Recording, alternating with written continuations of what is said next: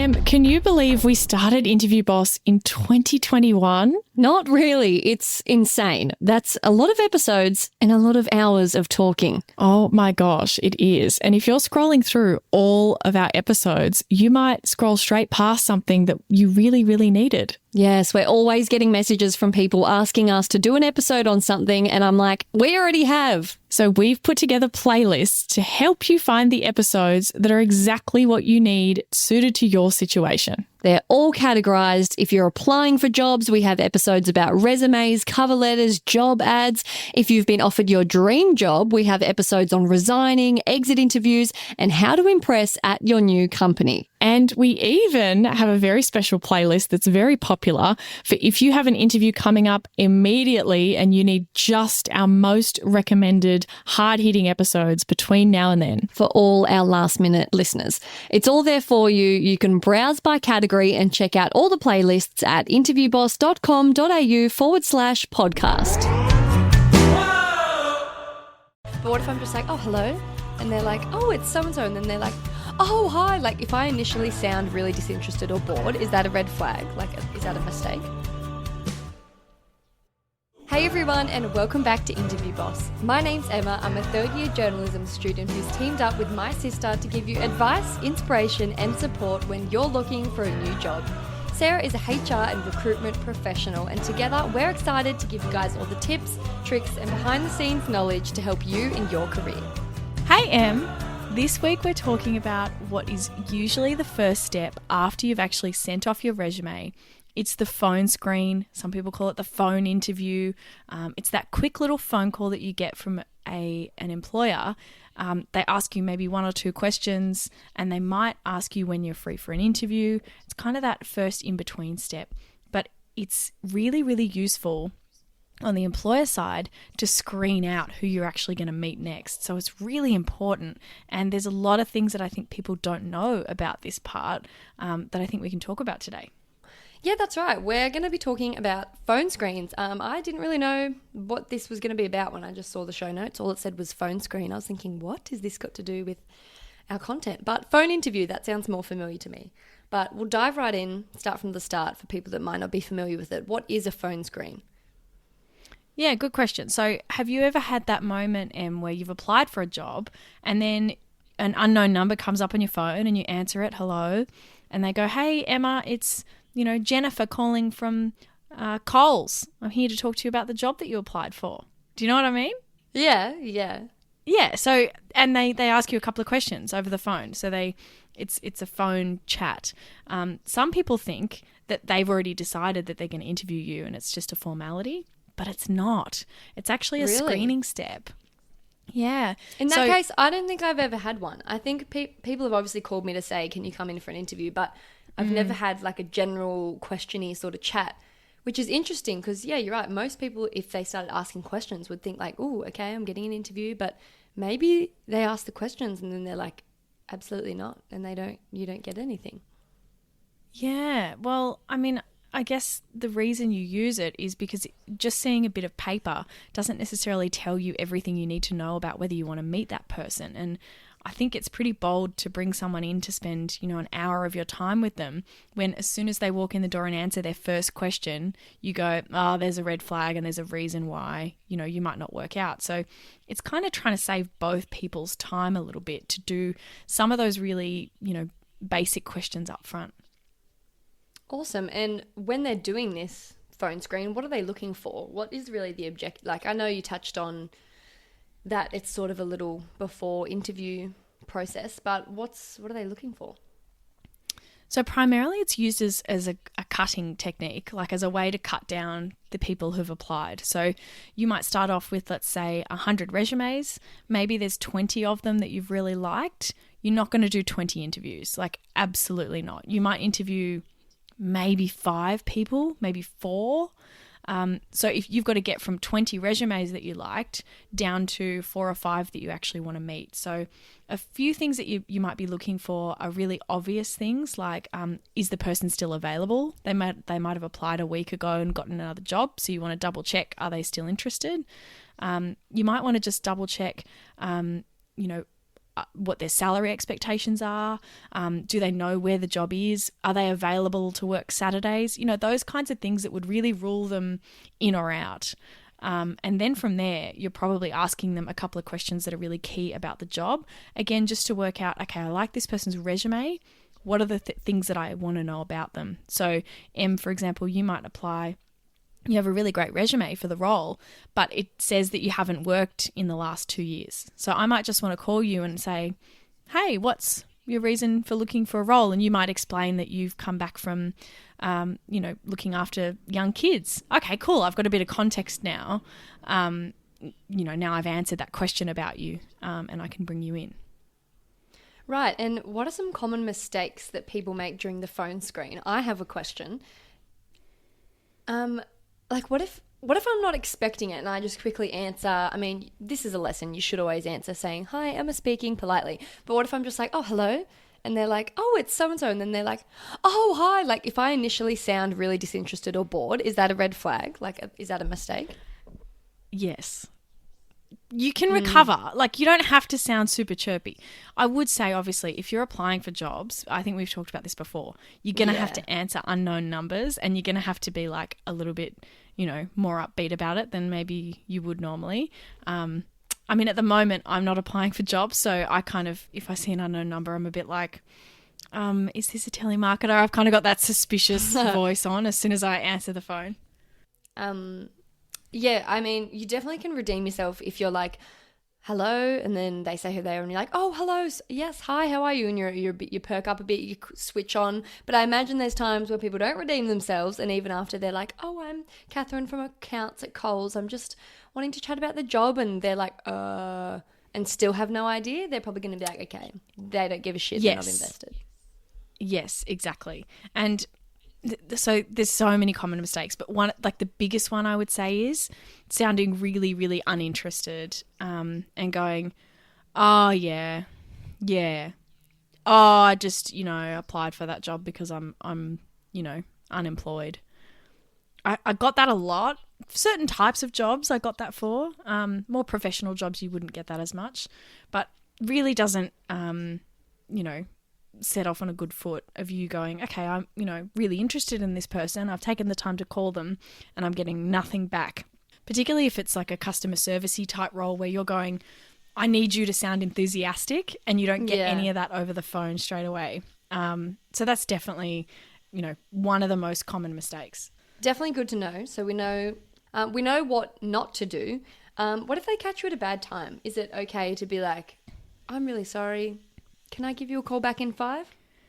Yes, absolutely. And I think not enough people do that. So I've caught people off guard where they've been in the supermarket and they've got low reception, they can't really hear properly, they're distracted, they're trying to do their groceries, and they try and push on with the phone interview. And I actually think that's not the right way to go about it. They kind of think to themselves, oh, but I might miss out if I don't talk to them now. There's an element of that. You want to make room, like, as soon as you possibly can to give that person a call back within the next hour or something if you can. But absolutely say, hey, do you mind if I give you a call back in, 20 minutes? I just need to duck outside. A classic one was they'd answer the phone at their desk at their other job. And they wouldn't be able to answer things properly, and they're feeling uncomfortable. And they're not really prepared. So if they've caught you off guard and you need to have a look at your notes again, or you need to go somewhere quiet or something like that, ask if you can call them back, but make sure you do it at the beginning and say, hey, thank you so much for calling. I'm really excited to chat. Do you mind if I give you a call back in 10-15 minutes? And, what's your number? Take it down. They're going to prefer you to be well prepared in a calmer, more focused mindset than to be distracted and answer straight away. Yeah. So exactly. How long would you say phone screens normally are? Is it a 5-minute thing? Are they going to talk your ear off? Can it go for an hour? What are the general parameters if you're doing it, and how long do you want to be? I'd say 10, 15 minutes, but it could be as short as 5 minutes. It really depends on how well it goes. Yeah. Imagine you're calling someone up for, a front reception job, right? And you need them to be the face of a really energetic, fun kind of company, right? And you call them up and they're like, Yeah, I just applied for that job because, it's close to home. Yeah, that's about it. And they've got no energy, no enthusiasm, no kind of Yeah. personality. You're not getting any of that. You might ask them one or two more questions and then that's it. And then you say, cool. And then you'd say at the end, thanks so much for your time. Yep. So what I'm just doing now is going through all the applications and we'll get back to you by the end of the week. That person's getting a rejection. Yeah. It's kind So true. We've talked about it before. I feel like it always, if they give you that kind of time frame, it's not looking good. Every time I've ever gotten something, if they given me a very ambiguous goodbye, they're just like, see you soon. Yeah. I mean, we've done a whole episode about how you know if you did well or not. Even if you did really well, you could be like the very first person that they've spoken to, Yeah. and they're genuinely just like, I have no idea what else is out there yet. The rule is flexible. We'll see. Yeah, but if it gets cut really, really short, you might have said something that's kind of ruled you out. Yeah, so it definitely doesn't guarantee that you're going through to an interview. They could be ruling you out with some of the questions that they're asking you there. But also, one of the other things, that they're looking for in that phone screen chat is, let's say it's me doing it. I've got a manager who's going to say, "Hey Sarah, this person I've got booked in, Emma, is coming in for an interview. What's she like? Tell me about it." And I'm like, they've already got the resume, right? So they already know what's on the resume. So they need me to tell them a bit of a story of, oh, well, actually, she's just graduated. She's looking for a front reception job. She moved over from South Australia. She's, just moved into Bondi or whatever, like whatever the little story is that goes along with the person. That's kind of what they're trying to work out, so that once they've booked you in, they can tell that story to the manager as well. Cool. So we understand the basics now. We know why they happen, how long, some mistakes. What are your best tips, though, for phone screens? What can people do to really maximize, capitalize this opportunity? A few things. So first of all, you've got to know the jobs that you've applied for, because imagine if you've just applied for 50 jobs over the weekend, and then you get a call, and imagine it goes like this. Let's do a little role play, Em. I'll call you up, and you're the job seeker. You've applied for 50 jobs over the weekend. Okay. Ring, ring, ring, ring. Hello, Emma speaking. Hi, Emma. It's Sarah calling from M&S Technologies. I just wanted to know if you were free to have a chat about the job you applied for. What are you thinking right now? Which fucking job? What company? Exactly. And if I'm calling lots and lots of people, it's a bad habit that I try not to do, but lots of other people just slip into this. If you're saying the name of your company over and over and over again, you get really lazy with the way that you say it. Yeah. You'll know this if you answer the phone a lot. Like you end up being a bit fast with how you say it. And so it's really easy to miss what they said. And you're people are going to be too embarrassed to ask because you want to show that you know and remember. So you've just got to be like, Go with it. And then they'll start talking about, okay, they're talking about forklifts. What company could that possibly be? Like, just work it out backwards. Exactly. And I would say, you could just, sorry, where did you say you were calling from again? You could say that. I would encourage you to just keep a list of all the jobs that you've applied for, a link to the actual job description so you can go back and read it. And in that moment, I would say, oh, yeah, awesome. Do you mind if I give you a call back in 10 minutes? I just want to get somewhere quiet. Yep, great, thanks. Trick them and say, can I give you a call back? Sorry, what was your name and phone number and company? And what was your email? And hopefully it has @Woolworths. Don't ask for you could ask for their email, I guess. You could say, sorry, what was your name again? You can ask their name again. That's easy. Yeah. But name and number and then Google the number. You'll be fine. And then I would go back and look through the jobs that you've applied for and try and work out, so you might have heard the word technologies and you were like, okay, look through the list. Oh, it was, M&S Technologies or whatever, and it's this type of job that I'm applying for. So that's the first one. If you don't have a list of everywhere you've applied, you're going to be really, really caught off guard when you apply for a role. And imagine we continued that conversation, Em, and I said, so I just wanted to know, what your interest was in the role. And let's say this was actually a forklift role. and it was the only be forklift panicking. role that you'd applied for in amongst all these other ones, and you started talking about, well, I've always wanted to work in customer service, and the person's thinking, well, what are you doing here? It's just So- awkward for all parties involved. Just Yes, really keep it loose. exactly. Get your shit together. Hey, Interview Boss listeners, if the podcast just isn't doing it for you and you need way more help to prep for your next interview, we have the perfect thing for you. Interview Academy. Em, tell us all about it. This is huge. This is the love child of Sarah after doing hundreds of one-on-one coaching sessions, finding out what people struggle with the most, common mistakes. Sarah has created the ultimate course that you can do in your own time, self-paced, heaps of modules, videos, interactive quizzes, a workbook that will become your Bible by the end that you can take with you into your interview, because if you're a long-time listener, you know that we endorse taking notes into your interview. It's a game changer. Check out more about it at interviewboss.com.au/interview academy. All right, Yep. next tip. Next tip, we talked about this, voicemails. Now, I know you have opinions about voicemails. I do. This reminds me, my current voicemail, I need to change it because it says, hey, it's Emma, give me a call back. Like, no leave name and numbers. Like, no, you ring back. I just hate Try me that again. whole- yeah, try your luck. Maybe I'll answer, maybe I won't.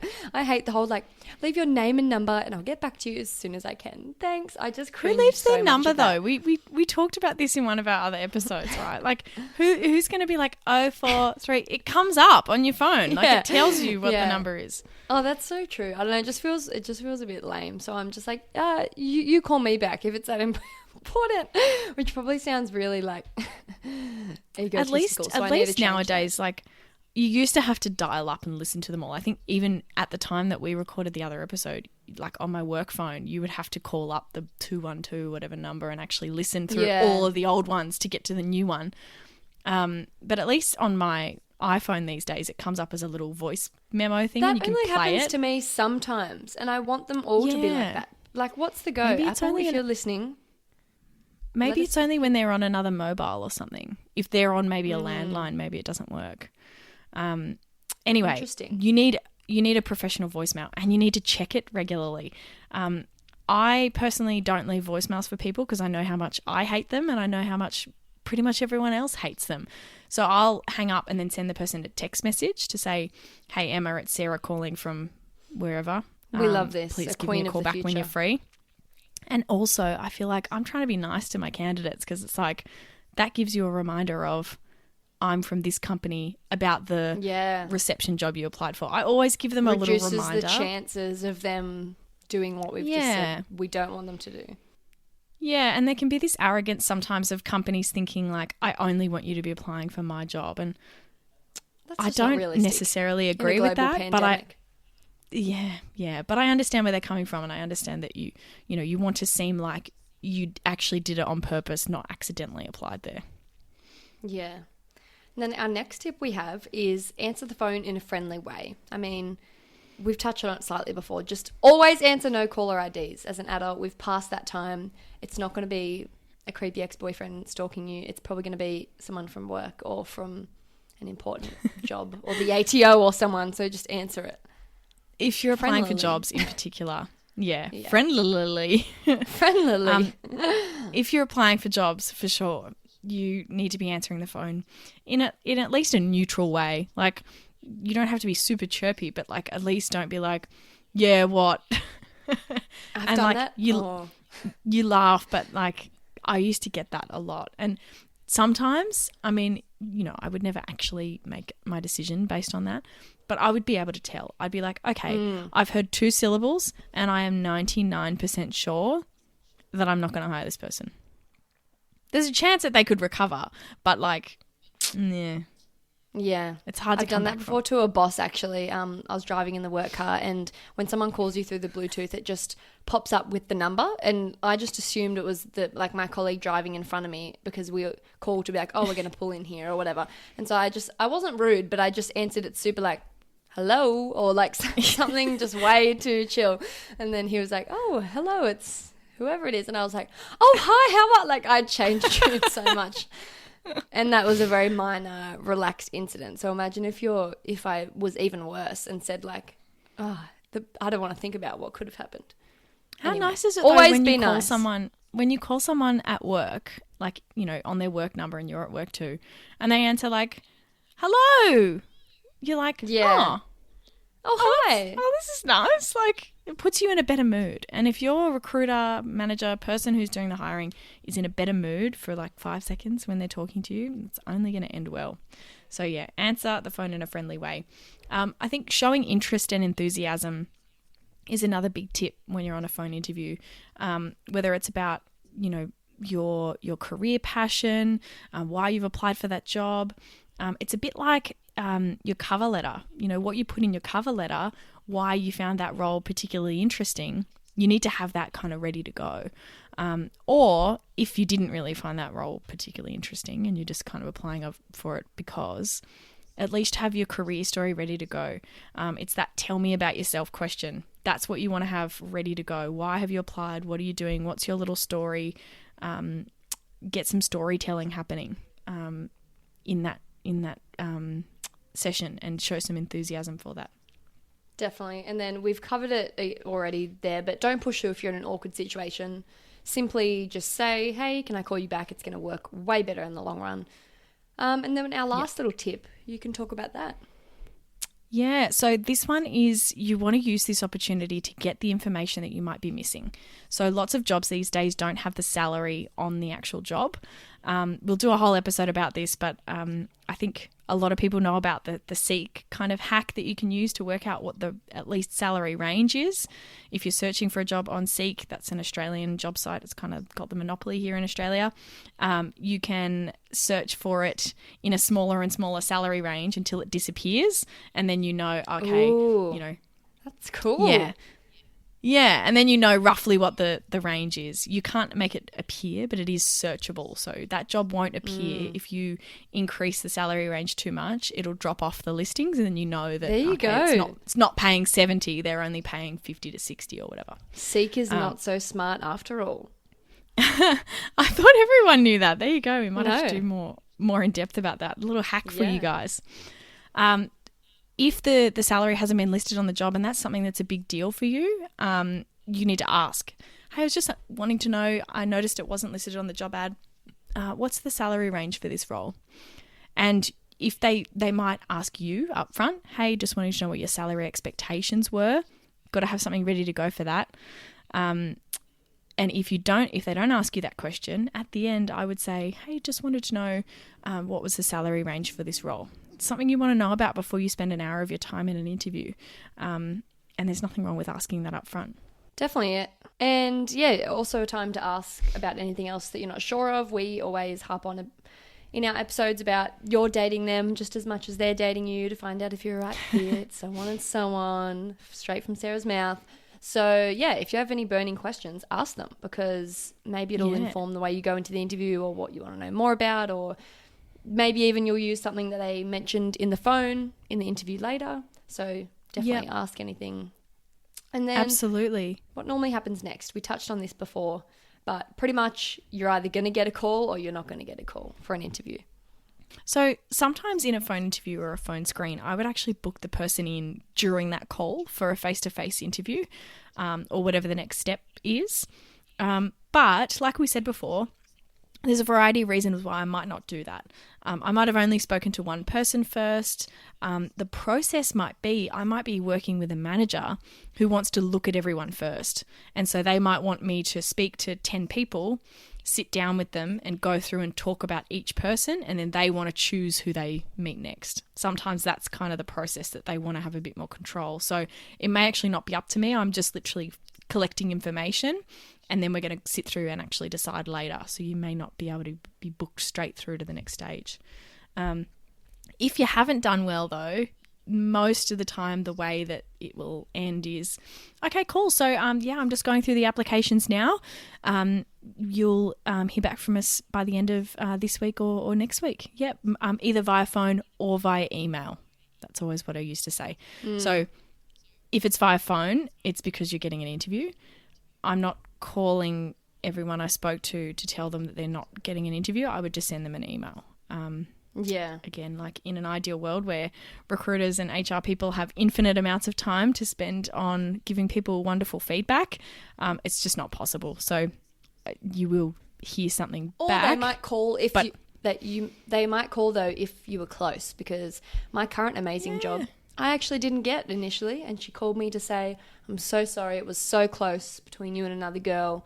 Are you still interested? I can put you down if anything else comes up. And I was like, my little heart was crushed. But I was like, yes, I was a good sport. I was like, of course I would love to still be put down. Thank you so much. And then she rang me a week later and was like, hey, we have an opening. We want you. And I was like, yeah, you do. So yeah, absolutely. They can that also call can if it was like a nice, if you just missed out and they want to let you know that you did well. Or let's say you spoke to them and your salary was too high, or, you know, you had skills in a different area and you're like, oh, look, you haven't worked with Excel much, so you really ruled yourself out for this job. But we've actually got a different job at another team that I think you might be good for. All sorts of opportunities can come from it if you do this phone interview process well. It's really a big opportunity. That's what I want to leave everyone with.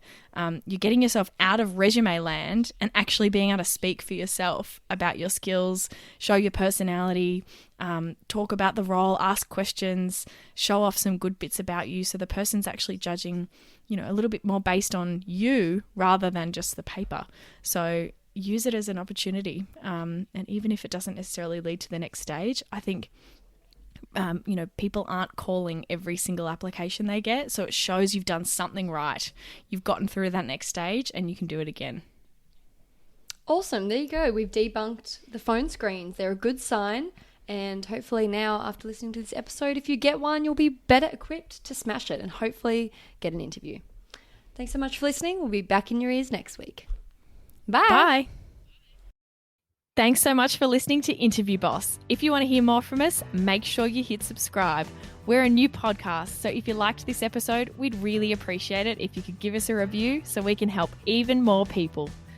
For more advice, inspiration, and a supportive community, join us in the Interview Boss Facebook group.